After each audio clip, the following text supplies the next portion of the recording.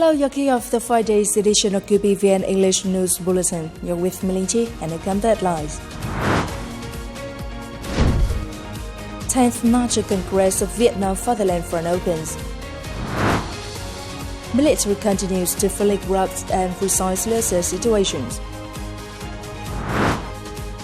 Vietnam further strengthens all-around ties with Australia. On October 17th in Hanoi, Party General Secretary and President Tô Lâm attended and presided over the opening session of the 10th National Congress of the Vietnam Fatherland Front for the 2024-2029 tenure.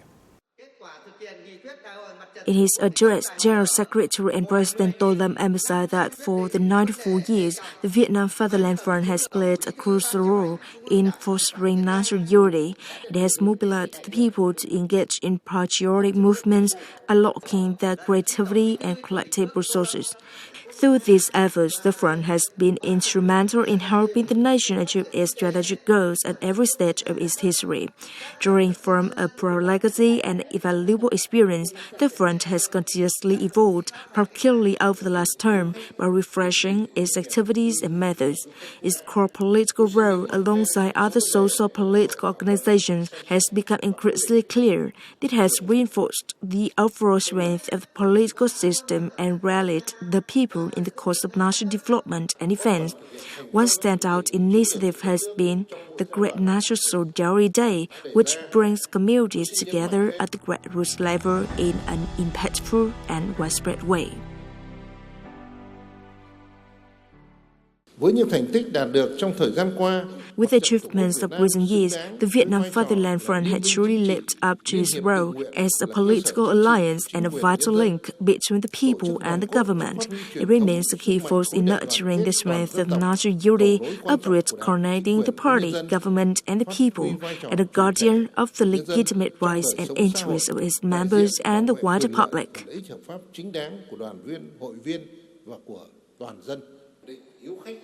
Looking ahead with a united and determined Congress, the party and state leader expressed his belief that the Vietnam Fatherland Front will continue to innovate and expand its reach, rallying people from all walks of life.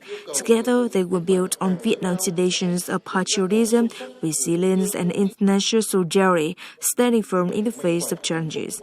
As the nation steps confidently into a new era of national growth and opportunity, with the goal remaining clear: to build a prosperous, powerful, democratic, just, and civilized Vietnam. National Assembly Chairman Trần Thanh Mẫn and a high-ranking delegation of the Vietnamese legislature left Hanoi on October the 17th for an official visit to Laos and attendance at the 45th General Assembly of the ASEAN Interparliamentary Assembly, or AIPA 45 for short, from October the 17th to the 19th. That is the National Assembly Chairman's first official visit to Laos in his capacity as a top legislator. The visit reaffirms the party and state's consistent policy of giving top priority to and treasuring the development of the great friendship, special solidarity, and comprehensive cooperation between Vietnam and Laos. During the visit, the National Assembly Chairman of Vietnam will hold talks with his Lao counterpart, Se Som Phon from Vihan, paid a courtesy call on General Secretary and President Thong Luân Si Sulit, met with Prime Minister Son Say Siphandone, and attend other important meetings. The two sides are expected to discuss further cooperation directions to deepen the bilateral relationship in a more effective and practical manner, especially further enhancing the effectiveness of cooperation between the two legislative bodies and exchanging stances on a number of regional and international strategic issues of mutual concern.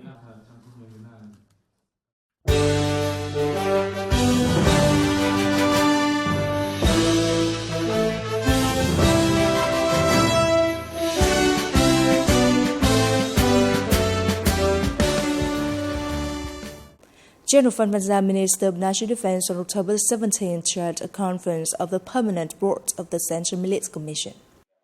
Speaking at the conference, General Phan Van Giang emphasized that the Central Military Commission and the Ministry of National Defense have led and directed the effective implementation of important tasks to ensure timely progress and good quality, to really maintain regularity, discipline, and order.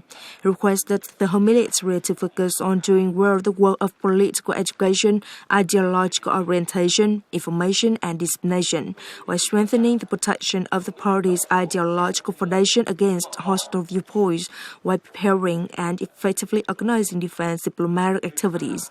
Minister Giang noted that the celebration of the 80th wedding anniversary of the Vietnam People's Army and the 35th anniversary of the National Defense Festive Day must be comprehensive, extensive, and closely related to the functions and tasks of the Vietnam People's Army. Dissemination and education work must be done well to arouse the spirit of national pride, self-esteem, dissemination to fight and to win, and the responsibility of the entire political system and people in organizing these important events. As a key force of the Vietnam People's Army in performing the role of a military production of the past time, military enterprises have tried to overcome difficulties and always taken the lead in economic development associated with consolidating and enhancing defense potential in national construction and protection. Many military enterprises have built and affirmed their strong brands in regional and global markets, becoming an important force in the national economy. Tân Cảng Cát Lái port handles an average number of about 18,000 for goods import and export, with tens of thousands of personnel engaged in production activities. It is a vital link in the service supply chain, helping drive economic development in the southern area and across the country. With its pioneering role in awakening Vietnam's maritime economic potential, Saigon Port Corporation has applied world-leading technologies in its operations, streamlining processes for businesses to handle import and export procedures, check containers at the yard, and automatically allow goods through the gate around the clock. S&P Cát Lái terminals have never failed to impress us with their good productivity, despite having higher berth utilization rate. And that is why it's our preferred choice and a gateway at the Ho Chi Minh river ports. It's also a preferred choice by importers and exporters for the very same reasons and carriers like Theo. Over the past time, many advanced technology products, economic defense, dual use, and technical items for military enterprises have been showcased at international defense and security exhibitions.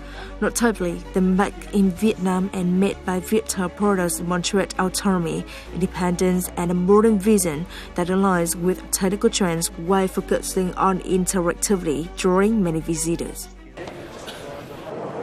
We have a strategic partnership, with VIET high-tech technology, and we are looking forward on the VIET product, which is covered on the military, especially on the radar system, on the electronic warfare systems, and some other things which is very interesting to see on the communication system as well. So this is all the product angle that will be marketed here in Malaysia. Military enterprises play a crucial role in fostering national economic development, accounting for 8 to 10% of the country's GDP annually. Many enterprises have built strong brands and hold key positions in the national economy, demonstrating the importance of state-owned enterprises in the military to the country's overall development. Military enterprises have unique missions, but they must adhere to the country's general principles. Especially, our enterprises develop high-tech industries and supply specialized products, which requires deeper involvement in the international economic supply chain. The military has effectively carried out the party's goal of economic development with national defense and security, particularly in border areas and islands. The military must act away from home in the most difficult and remote areas where civilian agencies cannot reach. The military operates to exploit the country's potential while also being ready to combat. Their duties are very daunting.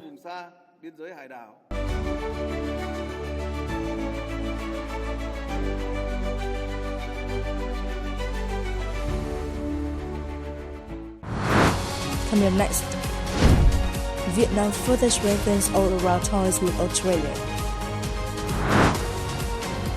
Vietnam-Japan cooperation enhanced.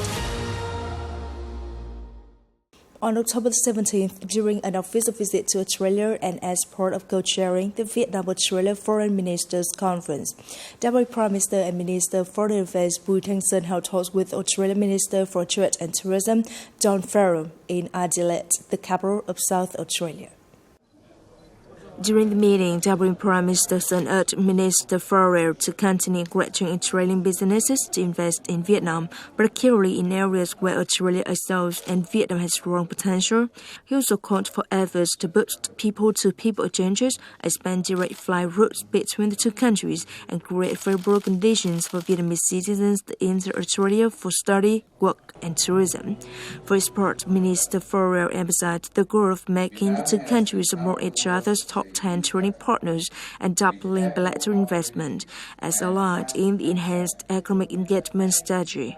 Australia will continue to support Vietnam in areas such as high-quality infrastructure, digital infrastructure, climate-resilient infrastructure, small and medium-sized enterprises development, human resource development, agriculture, and mineral resources. He also highlighted increased cooperation in multilateral trade mechanisms. Later, the Vietnamese Foreign Minister delivered a speech at the Australia-Vietnam Policy Institute seminar. He encouraged Australian businesses to make high-quality and sustainable investments in Vietnam, particularly in green economy, digital economy, circular economy, innovation, semiconductor manufacturing, and new energy sectors. Minister Farrell, in turn, reiterated that Australia considers the ASEAN as a crucial economic partner, with Vietnam being a key priority in the region. Australia has established a $2 billion Southeast Asia Investment Fund to boost trade and investment in the region and will continue to support the transition to clean energy and infrastructure development. Earlier that morning, Deputy Prime Minister Sơn visited the University of Adelaide, one of the prestigious group of 8 universities in Australia. On the afternoon of October 17th, at the Ministry of Foreign Affairs regular press conference, spokesperson Phạm Thu Hằng announced that Vietnam will continue consulting with Laos and Cambodia to promote extensive, substantive, effective cooperation for the benefit of their people. Regarding Vietnam's response to Cambodia's withdrawal from the Cambodia-Laos-Vietnam RCLV Development Triangle Area, spokesperson Phạm Thu Hằng stated. The three countries have set up a wide range of cooperation mechanisms. It's making specific contributions to their friendship collaboration as well as development in its nation. Over the past 25 years, the CLV Development Triangle Area has helped promote traditional relations as well as cooperation across the economy, trade, and people-to-people exchange while bridging development gap and improving the livelihoods in the border areas and the three countries as a whole. Vietnam has been and will continue consulting with Laos and Cambodia to promote extensive, substantive, effective cooperation among the three countries, along with development requirements for the benefits of their people and the ASEAN community and regional peace, cooperation and development. Also, the event, information about party and state leaders' activities in the coming time was announced. On the morning of October 17, the Japan International Cooperation Agency, or JICA for short, held a mid-term press conference for the 2024 fiscal year, releasing information about cooperation and development activities. Specifically, in the first half of the fiscal year 2024, Vietnam has continued to receive large financial and technical support from Japan. According to JICA, Japan's ODA loans for Vietnam in the first half of the fiscal year 2024 was about $678 million, which is higher than those in the same period last year. The JICA representative said that the Japanese people and businesses continuously show great interest in Vietnam for its stable and sustainable growth. Vietnam is our second largest partner in terms of private sector support globally. The Japanese people and businesses highly appreciate Vietnam for its attractive investment environment and huge potential for development. For its specific project, JICA focuses on 3 key pillars, including high-quality growth, support for vulnerable groups, and human resource development. The JICA representative also expects a series of new infrastructure projects to be implemented in the near future. JICA is in the process of building the in-cell wastewater treatment plant, the largest one of the same kind in Hanoi. In Ho Chi Minh City, the Metro Line No. 1 project is now in the test trial. JICA hopes that Metro Line No. 1 will become an important transportation means of the people. At the press conference, JICA released information and assessments about cooperation projects, volunteer projects, educational cooperation, and human resource development in the coming time. It's the end of the latest news bulletin today. You can watch the news again at qpvn.vn. Goodbye and see you next time.